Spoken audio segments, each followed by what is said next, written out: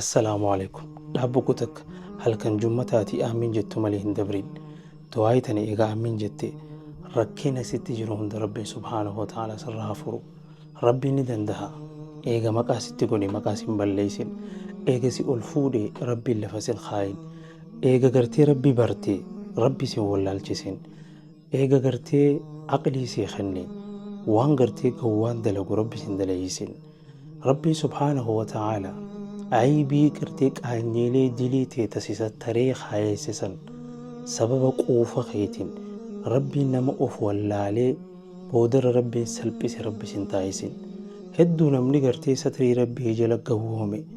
Hedduu namni Rabbiin subhaanahu wa ta'ala aybii ofii qaanyii ofii inuu irraanfatee tanamaa osoo guuruu tanamaa osoo barbaadu Rabbiin ta'isaa alatti gabbaasu.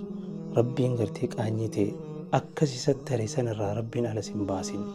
Dhibdee harkaa si qabaa, dhukkubaa, waa dhabaa, ilma dhabaa Rabbiin subhaanahu wa ta'ala jiruu tana keessatti waan sirraa ir'ate gartee Rabbiin siif haa guutu.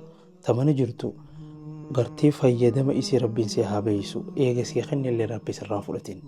Waan sii kennillee Rabbiin subhaanahu wa ta'ala adawwii kee Rabbi sittiin godhin. Intarneeta sii kenne, mobaayila sii kenne, mana sii kenne, qananii keessa jirta.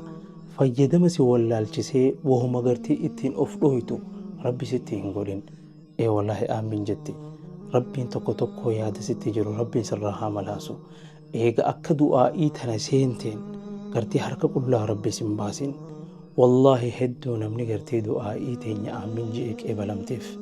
Ana osoo hin taane gartee ati osoo hin beeyne du'aa'ii tana yaqqanfattee aamin jetteef aniin sii kadhadhu kunilleen atiin aamin jettulleen aaminii ati yaqiinaan jette santu anaaf atillee nu milkeessaa jira. Rabbi yaada muraada keesii haa guutu. Waan sin fakkaanne balbala sin fakkaanne Rabbi sin dhaabin.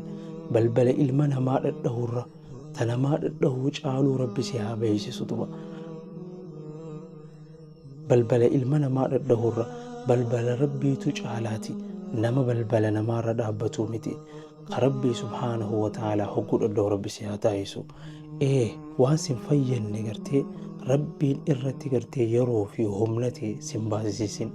Yeroo gaafa Rabbiin si dhamaase bakka diimtu khayrii Rabbiin siif hin feene gartee silaa waan faayidaa sii qabu lakkiftee waan faayidaa sii hin qabne jala akka diimtu si godha.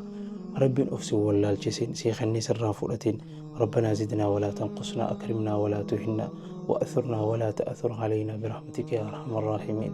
اللهم إنا نعوذ بك من زوال نعمتك